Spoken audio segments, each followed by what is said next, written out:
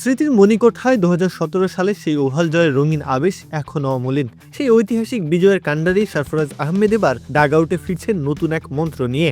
তবে এবার আর হাতে গ্লাভস নয়, বরং মস্তিষ্কে থাকবে রণকৌশলের ছক। আগামী মে মাসে বাংলাদেশের মাটিতে পাকিস্তানের লাল বলের লড়াইকে সামনে রেখে পিসিবি প্রধান কোচের দায়িত্ব তুলে দিয়েছে সাবেক এই সেনাপতির কাঁধে।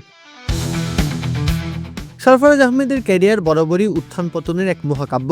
অধিনায়ক হিসেবে অনূর্ধ্ব-19 বিশ্বকাপ জয় থেকে চ্যাম্পিয়ন্স ট্রফি, সম্প্রতি পাকিস্তানের তরুণ তুর্কিদের নিয়ে তার সাফল্যের পালক কোচিংয়ের এই কঠিন পথে তাকে আরও আত্মবিশ্বাসী করে তুলেছে।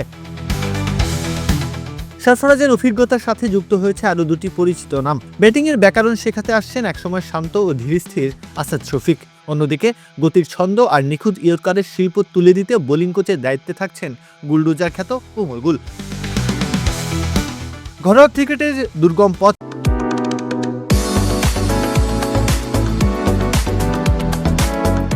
পাড়ি দিয়ে আসা চার তরুণকে নির্বাচকরা বেছে নিয়েছেন বাংলাদেশের প্রতিকূল কন্ডিশনে লড়াই করার জন্য। আব্দুল্লাহ ফজল, আজান আওয়াইস, গাজী গরি এবং আমাদ বাট, এই চারজনের উপর বোর্ড যে আস্থা রেখেছেন তা পাকিস্তান ক্রিকেটে এক বিশাল বাকবদল হতে পারে।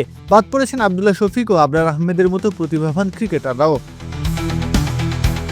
সব মিলিয়ে ক্রিকেটের এই অভিজাত ফরম্যাটে সরফরাজ আহমেদকে কেন্দ্র করে আমূল এক পরিবর্তনের পথে এগোচ্ছে বোর্ড। আইসিসি ওয়ার্ল্ড টেস্ট চ্যাম্পিয়নশিপের এই মহাগুরুত্বপূর্ণ সিরিজে আগামী ৮ মে ঢাকার মিরপুরে প্রথম অগ্নিপরীক্ষা সরফরাজ বাহিনীর। এরপর ১৬ মে চায়ের দেশ সিলেটের মনোরম পরিবেশে লড়বে দুই দল।